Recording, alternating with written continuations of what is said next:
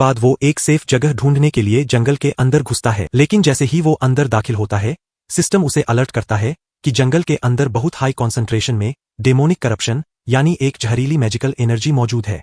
ये energy daemon race के शरीर से निकलती है और नॉर्मल ह्यूमन रेस के लिए ये बेहद खतरनाक और जानलेवा होती है।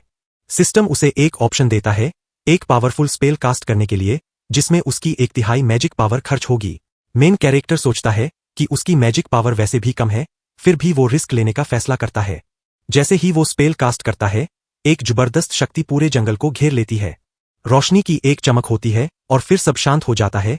ऊपर से देखने में कुछ बदला हुआ नजर नहीं आता, लेकिन असल में अंदर मौजूद सारे मॉन्स्टर्स पूरी तरह खत्म हो चुके होते हैं। सिस्टम फिर एक बड़ी नोटिफिकेशन देता है, लेवल अप। और ये लेवल अप उसे इतना चौंकाता है कि वो खुद हैरान रह जाता है। इसी बीच कहानी वापस राजमहल की तरफ शिफ्ट होती है।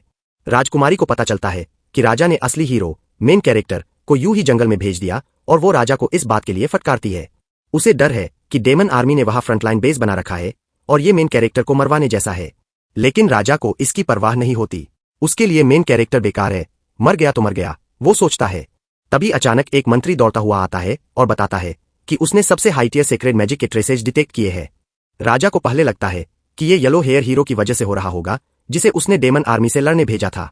लेकिन मंत्री की बात सुनकर सबकी नींद उड़ जाती है, क्योंकि ये मैजिक एनर्जी साउथ की तरफ से नहीं बल्कि उत्तर के जंगल से आ रही है, यानी वहीं से जहां मेन कैरेक्टर को भेजा गया था। राजा और राजकुमारी दोनों को एक झटके में एहसास होता है कि कुछ बहुत बड़ी गड़बड़ हो गई है। और ठीक इसी वक्त एक आखिरी नोटिफिकेशन आती है। मेन कैरेक्टर सीधे लेवल 367 पर जंप कर जाता है।